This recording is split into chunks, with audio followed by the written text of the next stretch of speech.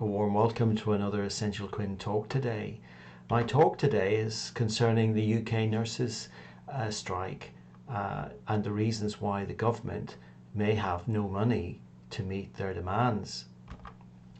Now, the Unite Union's General Secretary Sharon Graham has accused the government of lying about the state of NHS strike negotiations and said no talks on pay are happening at any level. And she exclaims that in 30 years she's never known anything like it. Essentially, the UK Prime Minister and the UK Health Secretary Stephen Barclay are both refusing to sanction any negotiations on pay or come to the bargaining table at any level.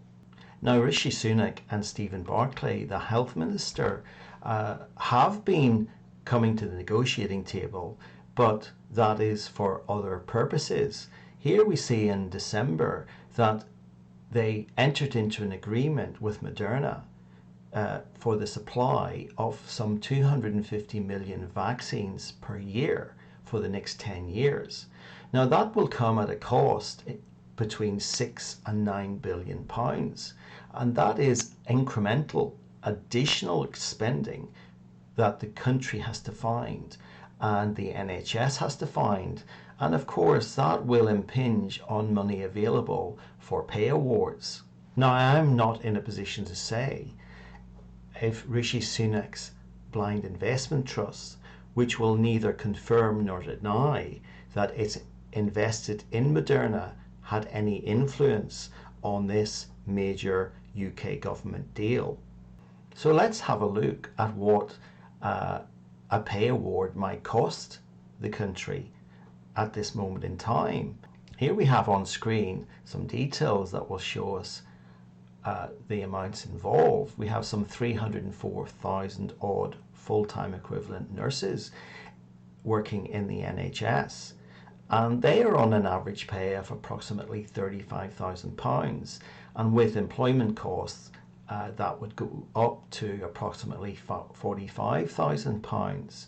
So the total payroll bill for nurses is around £14 billion. So the table then shows what the pay increase cost would be at different levels, 2, 3, 5, 6, 9, and so on.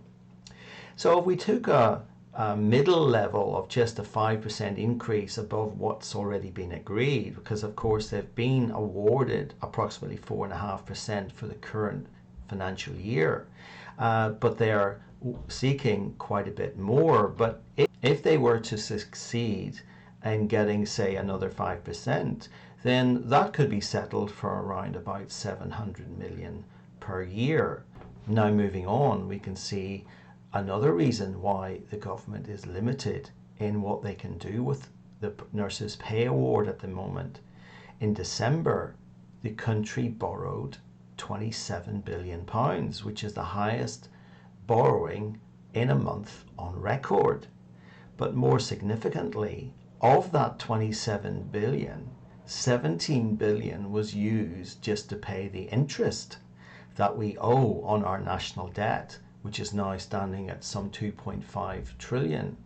So the UK is fast approaching the point of the credit card user who's playing two cards. He maxes out on one card and then gets another card, starts using that as he tries to pay down the first.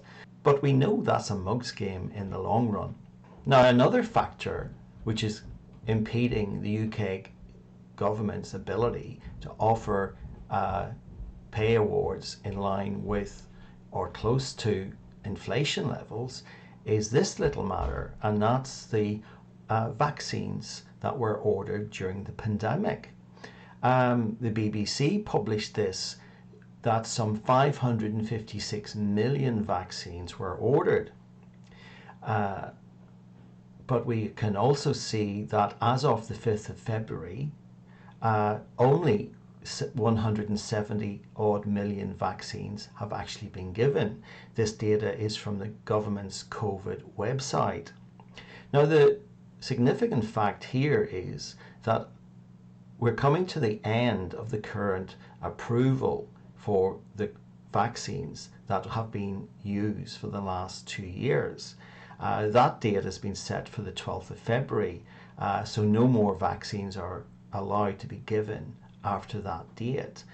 That then means that we have 385 million of unused vaccines which have been ordered, committed to, but not yet paid for. Now, you may remember that some 2 years ago, the UK government had been ahead of the game and secured enough vaccines, as they thought, for the coming pandemic.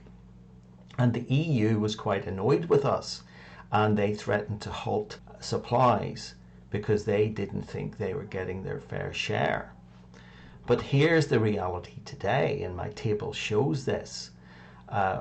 It shows the number of vaccines used by each manufacturer, the unused or uncalled number. Now, I have had to make an estimate of what the commitment price might be. These contracts are all secretive and haven't been subject to freedom of information requests. So I've made some very, very conservative estimates based on past business experience of what might be charged should the government body not actually order the item committed to. These products come with phenomenal development costs and long-standing research and expertise behind them. So if you choose not to call the product and have the product delivered, you will still pay a substantial amount of the agreed price. My estimates would indicate that the UK is currently on the hook to pay some 6 billion for unused vaccines in the coming months. Now, of course, the other elephant in the room is the Ukraine-Russia war, which the UK government is very committed to supporting. We can see from the Houses of Commons Library that some 2.3 billion has been offered in assistance for 2022, with the same commitment for 2023. We can see here some of the items that they are providing: a squadron of Challenger tanks, some 600 Brimstone missiles. These are not cheap items. And in addition, of course, we're also giving substantial economic aid for a country which is currently in very, very dire straits indeed. And of course, with all of these commitments, it restricts the government's ability to come to the negotiating table, speak to nurses, and agree a pay award. So I think there is no room for manoeuvre between now and the end of the current financial year, which is March 2023. I think nurses pretty much are wasting their time trying to get through to this government.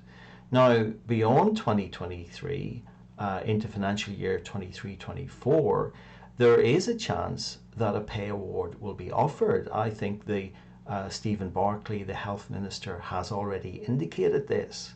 But of course, this will be a budgeted and market-funded wage increase.